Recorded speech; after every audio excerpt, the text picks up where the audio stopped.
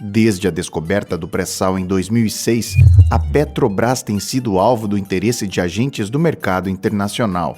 Em agosto de 2009, a Lei da Partilha estabeleceu a Petrobras como operadora única do pré-sal. Isso, é claro, incomodou as multinacionais que tomaram medidas para reverter a lei. Documento vazado pelo Wikileaks mostra como os Estados Unidos treinaram agentes judiciais brasileiros em outubro do mesmo ano. O mesmo documento pede para instalar treinamento aprofundado em Curitiba, o que é no mínimo suspeito. Outro documento também vazado pelo Wikileaks mostra a insatisfação da executiva da Chevron, petroleira estrangeira, com os políticos de oposição ao governo, que não estavam se empenhando em reverter a lei da partilha. O Brasil é um dos países mais espionados pelos Estados Unidos porque tem a Petrobras, o pré-sal e potencial na produção dos renováveis. Desde a descoberta do pré-sal, ocorreram fatos geopolíticos relevantes. 1. Roubo dos notebooks e HDs da Petrobras, janeiro de 2008.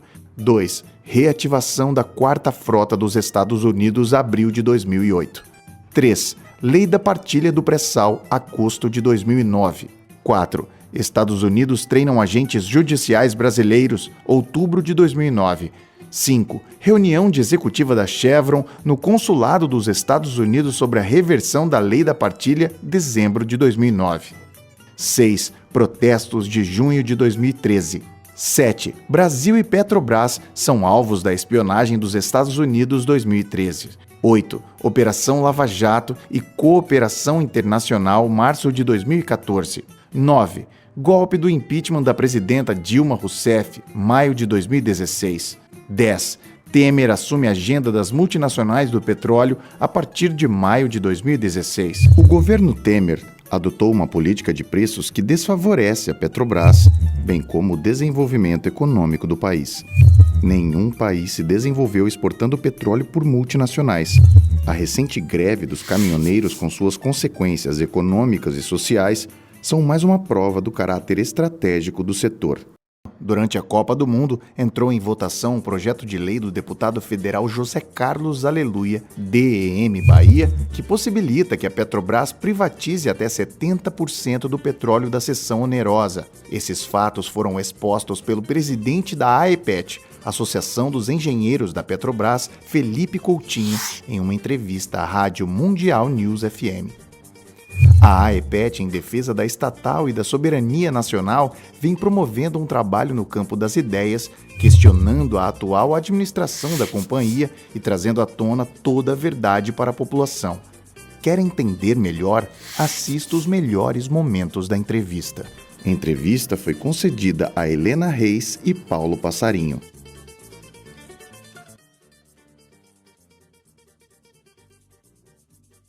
Eu trabalhei num artigo que mostra justamente essa cronologia, né? São eventos históricos da disputa pelo pré-sal e a renda petroleira.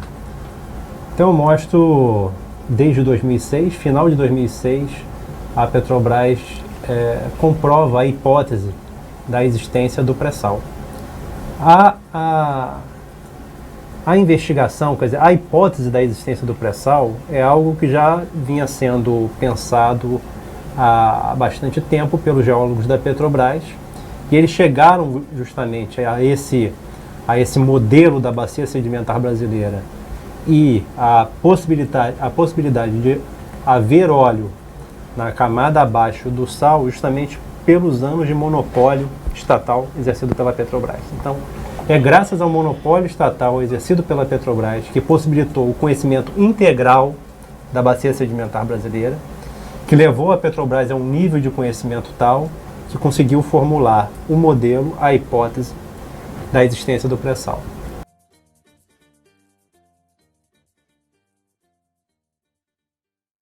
Isso só foi possível porque a Petrobras tem um conhecimento integral da bacia sedimentar. Quando você não tem um monopólio, quando você permite que as empresas explorem regiões segmentadas, vamos dizer assim, de uma bacia sedimentar, você impossibilita a geração de dados e de conhecimento, justamente para ter um conhecimento integral da geologia da região. Então, justamente por conta dessa possibilidade que a Petrobras, sendo exercendo o monopólio em nome da União, justamente por conta dessa possibilidade e da competência da companhia, da competência dos seus técnicos, da competência das suas decisões, inclusive gerenciais, que foi possível justamente formular essa hipótese. Foi então justamente descoberto em final de 2006, aí começam, vamos dizer assim, os eventos históricos da disputa pelo pré-sal. Ainda na fase exploratória, que é a fase de levantamento de dados, etc., sísmica, a Petrobras teve equipamentos roubados. E a hipótese estudada pela Polícia Federal na época justamente era uma hipótese de espionagem industrial. Depois você teve diversos outros eventos. Logo depois da descoberta do pré-sal, você teve a reativação da 4ª Frota dos Estados Unidos, que estava desativada desde a Segunda Guerra Mundial. A 4ª Frota dos Estados Unidos, ela se ocupa do Atlântico Sul. E também você começou a ter outros eventos que foram mais tarde revelados pelo próprio WikiLeaks e também pelo ex-assessor da Agência de Segurança Norte-Americana, o Edward Snowden, revelando diversos documentos do consulado americano aqui no Rio de Janeiro, relativos ao lobby das multinacionais do petróleo, especialmente de uma reunião que houve entre a executiva da Chevron, que também era dirigente do Instituto Brasileiro do Petróleo, IBP, no consulado americano do Rio de Janeiro, justamente onde ela se queixava da lei da partilha, que foi justamente a lei que foi instaurada para possibilitar que o Estado tivesse acesso à maior parte da renda petroleira, inclusive da propriedade do petróleo, maiores frações do petróleo, já que na lei da partilha a União ela concede o direito de se explorar mediante a partilha de óleo, de petróleo, o óleo lucro, né? Diferente da concessão. Acontece que a lei da partilha também tinha um outro aspecto muito importante, incomodava muito as multinacionais do petróleo, que era a operação única da Petrobras. A operação única da Petrobras significava que a Petrobras ia liderar todos os consórcios que produzissem no pré-sal. A Petrobras liderando todos os consórcios, que a operação única dá um sentido assim, literal muito menor do que significa realmente a função de operadora única. O operador único define as tecnologias, define onde comprar os equipamentos e serviços, ele mede os custos, evitando, no caso da Petrobras, evitando fraude contra a União, porque não há contradição de interesses entre a Petrobras, controlada pela União, e a União. Então, a Petrobras operadora única, você teria a garantia de que os custos seriam medidos corretamente. Quando a Petrobras era operadora única, você tinha a garantia de que o país poderia ter acesso a maiores frações da renda petroleira. Porque a definição do investimento, a definição das tecnologias, a medição correta dos custos de produção, a medição correta do que se está produzindo, tudo isso possibilita e garante que a União, o Estado brasileiro e a própria Petrobras também tivessem acesso à maior fração da renda petroleira. Então esse ponto é um ponto que incomodava severamente os executivos, as multinacionais, e esse ponto foi tratado nessa reunião do consulado americano e reportado para o Departamento de Estado americano, justamente, as queixas de uma executiva da Chevron, que também era dirigente do IBP, no sentido de que os políticos de oposição, e citou nominalmente o José Serra, senador José Serra, não estavam se empenhando, segundo ela, como ela esperava para poder reverter a lei da partilha. Então, aí depois, você teve aquelas manifestações de 2013, a jornada de 2013, foi uma jornada que teve uma influência muito grande das mídias, das redes sociais. Você também teve uma avaliação crítica do papel das redes sociais e do Facebook, no sentido de o Facebook como meio e dos robôs que, vamos dizer assim, que davam maior ou menor tráfego de informações, no sentido de mobilizar a opinião pública para este ou para aquele lado. Então você teve mobilizações de massa, que eram aquelas mobilizações que começaram pela questão do transporte público, mas depois culminou naquele negócio do fora todos, etc. E se colocou também, a mídia tentou colocar a questão da corrupção, etc, etc. Isso fragilizou o governo, que tinha alta popularidade antes e depois ficou com uma popularidade muito baixa. Ainda muito fragilizado, o governo, quer dizer, a Dilma conseguiu se reeleger com uma pequena diferença de votos, mas isso tudo resultou no enfraquecimento político, próprio exercício do poder, e começou a ceder de diversas maneiras, né, tentar conciliar para se manter no poder. Combinou com o impeachment, e depois do impeachment, quando o Temer assume o poder, ele assume a agenda das multinacionais do petróleo. E de lá para cá vai sendo priorizado todos os pontos da agenda. Quer dizer, o governo Temer assume a agenda que é das multinacionais e começa a atender ponto a ponto por ordem de prioridade. A primeira prioridade foi tirar a Petrobras da condição de operadora única e vem buscando atender cada um desses pontos, acabando com o conteúdo local, por exemplo, é outro ponto, né? Primeiro disseram que o petróleo não existia, né? Como você disse, estava na cabeça dos políticos, que era propaganda política. Depois disseram que a Petrobras não teria capacidade técnica e financeira de produzir. A Petrobras produziu. Depois disseram que era muito caro e que a Petrobras sozinha não teria capacidade de arcar com esse desenvolvimento. A Petrobras reduziu os custos de produção. Depois disseram que a velocidade de produção era muito lenta. A aceleração da produção do pré-sal foi recorde. Não existe comparação, tanto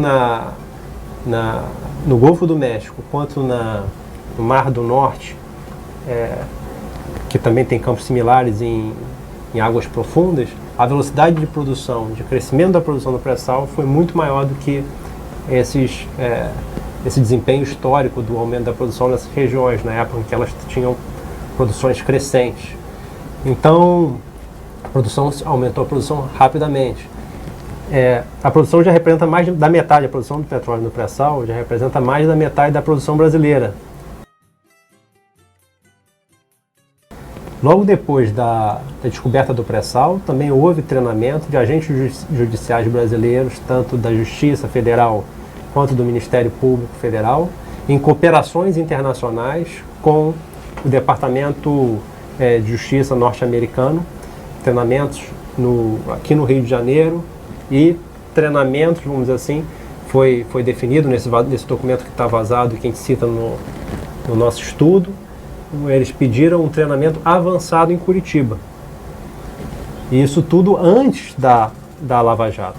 Ainda muito antes do desenvolvimento das revelações da Lava Jato, você tem as informações sobre como funcionava o treinamento, dado inclusive no Brasil, pelo Departamento de Justiça norte-americano, pelo Ministério Público norte-americano, com agentes do Judiciário, tanto aqui no Rio, e colocando no documento que a gente apresenta, que é de conhecimento público, foi vazado, colocando como meta uma cooperação prioritária em Curitiba com os agentes, tanto da Justiça Federal, juízes, quanto do Ministério Público Federal. Então isso é colocado muitos anos ainda antes das revelações que vão surgir na Petrobras. Evidente que ninguém é contra o combate à corrupção. É evidente que nós defendemos que a corrupção seja combatida.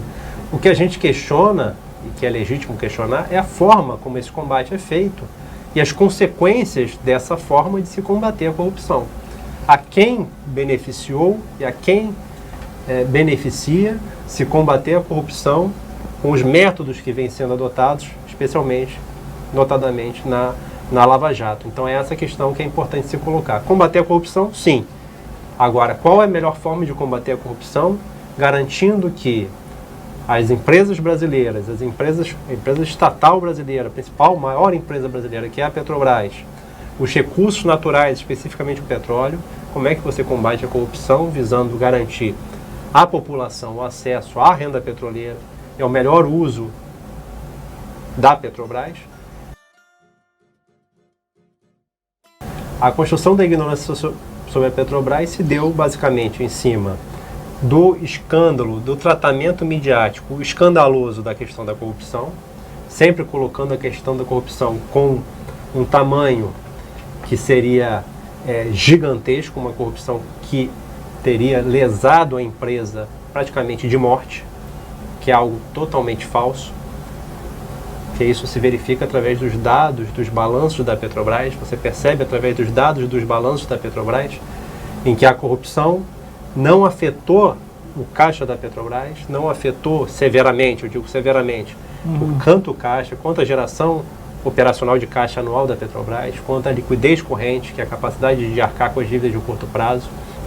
Todos esses fatores são fatores eminentemente empresariais e que revelam a saúde financeira da empresa, sempre foram preservados de 2012 até 2015, 16, 15, 14, 15, quando foram justamente as revelações da Lava Jato. Mas isso está em contradição com o tratamento midiático que se deu da questão da corrupção. E esse tratamento midiático ajudou a construir a ignorância sobre a Petrobras, de que ela estaria num estágio com dificuldades financeiras, e isso começou a justificar a retirada da Petrobras da operação única do pré-sal, a aceleração dos leilões, a privatização dos seus ativos e diversas medidas de caráter antinacional. Outro ponto foi que, com as revelações da Lava Jato, a empresa, que é multinacional, dita independente, que vinha aprovando todos os balanços da Petrobras, todos aqueles balanços daqueles períodos, trimestres, em que a Petrobras vinha sendo lesada, roubada pelo cartel dos empreiteiros. Caberia à empresa de auditoria externa identificar esses desvios fruto da corrupção? É uma das missões de uma empresa que faz justamente essa... Ela seria aferição. passível, essa empresa, de um processo judicial por parte da própria Petrobras contra ela? Sim, por parte dos acionistas da Petrobras, sim, que eventualmente podem perceber que foram lesados. Aliás, como é um caso muito frequente dessas empresas de auditoria. As empresas de auditoria, basta você dar uma busca no Google que você vai perceber quanto elas são questionadas, processadas em diversos casos do mundo afora, que elas não perceberam justamente, muitas vezes, as ações lesivas dos próprios executivos das empresas que acabaram lesando as empresas que elas fazem a auditoria, e elas são passíveis de, assim, processos e respondem por processos internacionais. Então essa empresa multinacional que operava na Petrobras, diante da revelação da corrupção pela Lava Jato, tendo aprovado diversos balanços sem mencionar, sem ressalvas, ela se viu vulnerável, inclusive passível de ser acionada judicialmente e, com isso, levar a ter prejuízos. Qual foi a decisão dessa empresa de auditoria? Ela decidiu, então, cobrar da Petrobras que registrasse naquele balanço do terceiro trimestre de 2014 os efeitos da corrupção. Agora, como a Petrobras poderia, naquele momento, colocar todos os efeitos da corrupção no seu balanço se a corrupção ainda estava sendo investigada? Então, esse impasse gerou um atraso em você ter o balanço auditado. Quando você não tem o balanço auditado, uma empresa que atua no mercado, rola a dívida, etc., depende de recursos de terceiros para fazer a gestão da dívida, ela começa a ter uma série de restrições. Então, a Petrobras, conjunturalmente, começou a viver um momento de crise. Esse momento de crise, que depois foi superado, foi, pela mídia, foi aproveitado no sentido de construir essa ignorância de uma empresa pré-falimentar, dependendo de recursos do governo, etc. Situação totalmente falsa. Uma vez que você resolveu o problema de ter o balanço auditado, por mais que a solução não tenha sido a melhor para a Petrobras, etc., mas você encontrou a solução, a Petrobras voltou a ter acesso aos mercados financeiros e sempre teve oferta de muito mais recursos de terceiros do que ela buscava. A prioridade para o pré-sal deveria ser o consumo do pré-sal, agregar o valor ao pré-sal no mercado interno, sem gerar excedente de exportação de petróleo, especialmente por multinacionais. Nenhum país se desenvolveu exportando petróleo por multinacionais. Agora, países com as características do Brasil, país continental, com 207 milhões de habitantes e um índice de desenvolvimento humano apenas moderado, ele não tem possibilidade de crescer, mesmo exportando petróleo cru para uma empresa estatal. Ainda assim, você não teria a possibilidade de desenvolver o Brasil, porque o desenvolvimento está relacionado ao aumento do consumo dessa energia per capita, ao atendimento das necessidades que não são atendidas. E para você atingir esses objetivos, o consumo de energia no Brasil teria que aumentar muito. E não haveria, e não há, mesmo com o pré-sal, espaço para que você exporte volumes significativos, mesmo através da Petrobras, no modelo que a gente possa pensar como um modelo ideal para o Brasil. Mas um ciclo do tipo colonial, onde você tem os agentes estrangeiros se beneficiando dessa extração, muitas vezes predatória, acelerada, para maximizar o resultado no curto prazo. Esse ciclo do tipo colonial, cada um deles que o Brasil já viveu tem características particulares, mas também tem características comuns. Entre as características comuns, eles viabilizam interesses antinacionais e existe uma pequena fração de brasileiros que também se beneficia dessa gestão desse projeto, vamos dizer assim, do tipo colonial. Então, ainda hoje você tem essa classe dominante, que é uma classe dominante que estranha o Brasil, que está aqui a serviço desse projeto do tipo colonial, que visa sacar os nossos recursos na forma crua, da forma mais básica possível, matérias-primas, a serem exportadas por empresas estrangeiras que hoje são controladas pelo sistema financeiro internacional. Importante que, independente de se entender os detalhes, é se entender que os impostos, de uma forma geral, são apenas uma pequena fração da renda petroleira. A renda petroleira, que é o que está em disputa quando você define um modelo de exploração dos recursos naturais, no caso o petróleo, ela vai muito além do só os impostos. Então a gente tem que conscientizar a população de que se preocupem com as políticas de investimento, com a questão da tecnologia, com essas questões que sim, são as responsáveis por você direcionar essa renda petroleira, e é daí que vem a possibilidade de você distribuir essa riqueza para amplos setores da sociedade brasileira. Evitar que seja mais uma atividade, vamos dizer assim, empresarial, que não sirva para os propósitos de construir um país mais justo, digno e igualitário. A EPET, ela tem uma vocação, que é a vocação justamente de participar dessa batalha das ideias. Você tem aí diversas outras formas de organização, diversas outras entidades, diversas outras iniciativas, que têm outras funções que são muito importantes. Agora, a minha visão é que a função primordial da EPET é justamente participar dessa disputa do senso comum. A revelação da verdade sobre a Petrobras, ou no mínimo, para não ser muito prepotente, a apresentação de teses, de visões que nos aproximem o máximo da verdade sobre a Petrobras.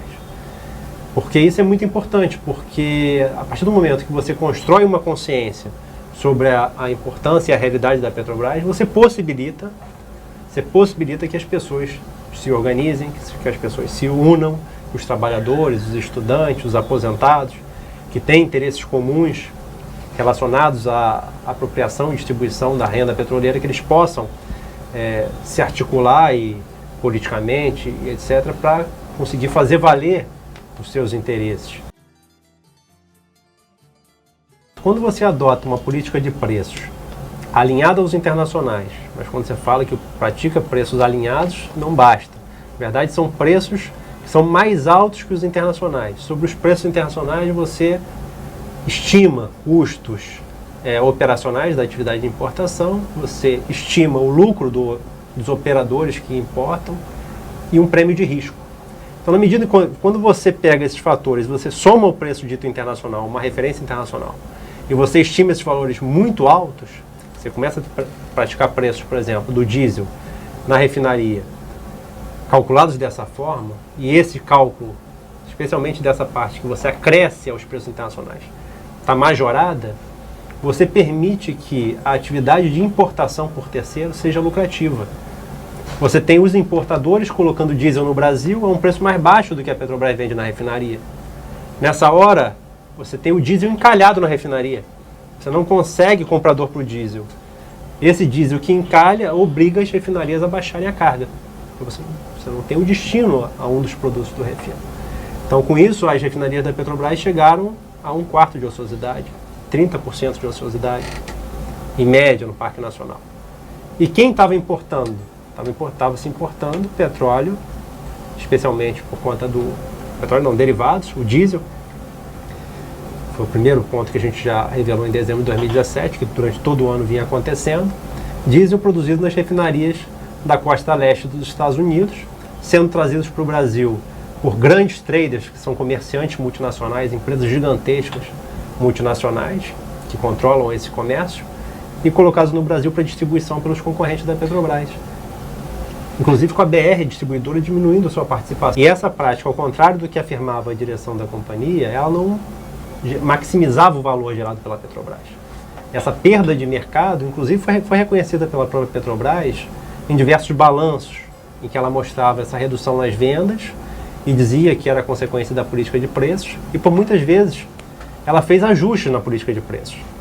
Acontece que esses ajustes não foram suficientes para reverter esse quadro que se observou durante todo o ano de 2017.